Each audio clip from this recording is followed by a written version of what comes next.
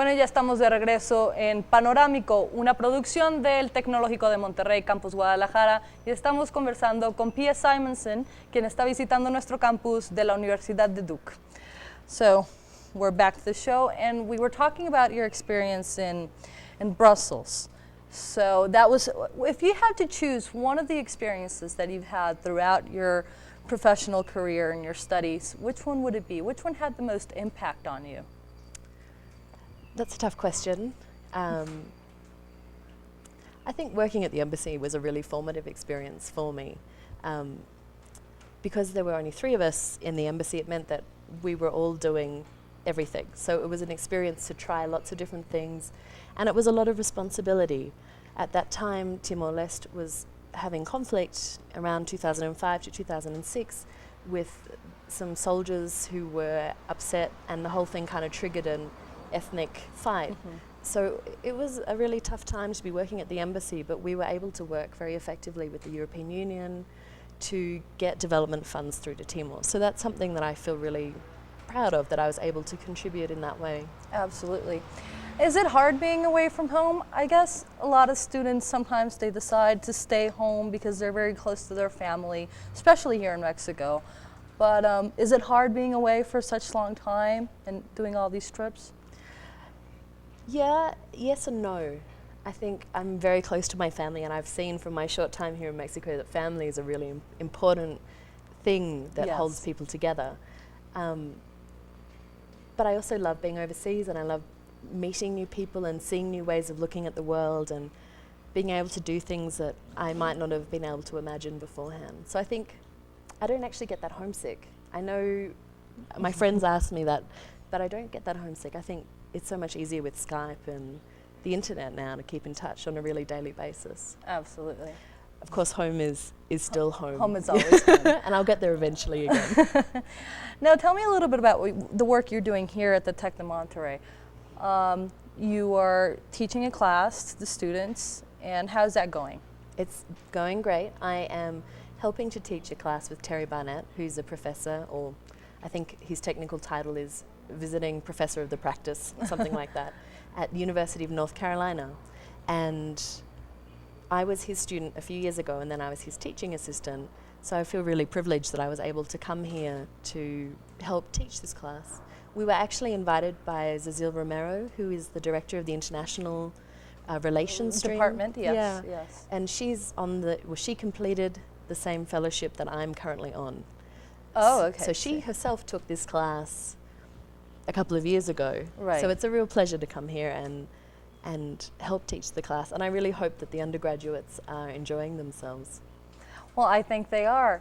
Now, how do you see the students? Do you think they have, do you think their vision is very different from what you've seen in other schools? Well, the students have been really wonderful and hospitable, and they've actually taken us out. We've had day trips to Tonala. I went out and had a drink with some of them. They've been great. They're smart and switched on and politically very, I think, informed.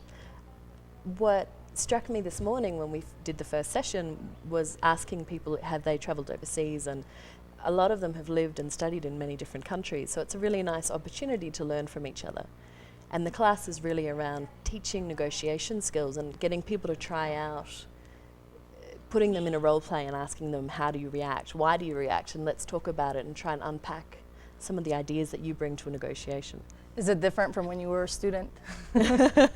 I think it's a pretty unique course in that it's not based around academic readings and a lot of theory. It tries to teach you a few short models or frameworks on how to analyze a conflict, and then giving you an opportunity to try and apply it to different situations.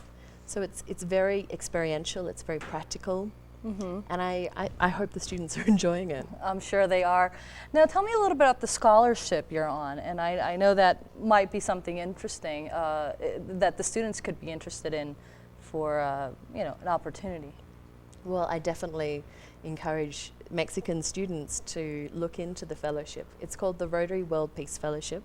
And I'm sure if you Google it, it'll come up. Okay. It is a mid-career scholarship to study for 2 years in peace and conflict. And there are 60 of us chosen each year, and we can study at 6 universities. So University of Queensland, University of North Carolina and Duke, which are together, Bradford in the UK, Tokyo, and a few others. And it's a full scholarship where you can go and learn about international peace and conflict. So it's a really great thing to look at. Maybe because it's a mid-career program, it might not be applicable for the students right now, but in a few years' time, it might be something they want to look into. So mid-career, we're talking about the halfway through or further. Well, I mean, I'm kind of at the start of my career, so they say 3 to 5 years minimum work experience. Oh, okay. So tell me some of about the requirements. I have to think back to when I applied, but there were, you have to be able to speak a second language. You have to have had professional experience for the last 3 to 5 years. I guess an average age would probably be around 30 to 35. Okay. For people, they have to have a demonstrated interest in peace and conflict and sort of leadership, those sorts of things. So this is mainly for master work and for postgraduate It's a master's students. level degree. Right.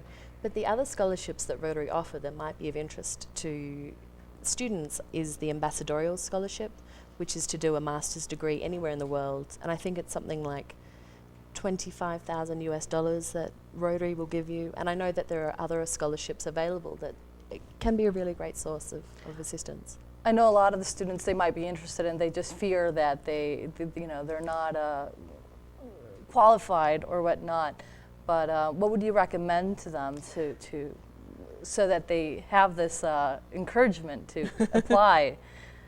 Well, I can say to them that 100% I had no idea I would get through the selection process. Okay. And that I truly, honestly didn't think I would be successful. So I think one of the lessons is just going for it. Even though you think there will be people with much better qualifications. So competitive, absolutely. Just go for it. You don't know what might happen, and if you don't do it, you won't know. So I guess I encourage people to have a go. And you're here, and you got in. Absolutely. All right, well, we're going to go to another break, and we'll be right back. Vamos a otro corte y continuamos hablando con Pia Simonson, que nos visita en el Campus Guadalajara y nos está platicando acerca de su experiencia en la comunidad internacional.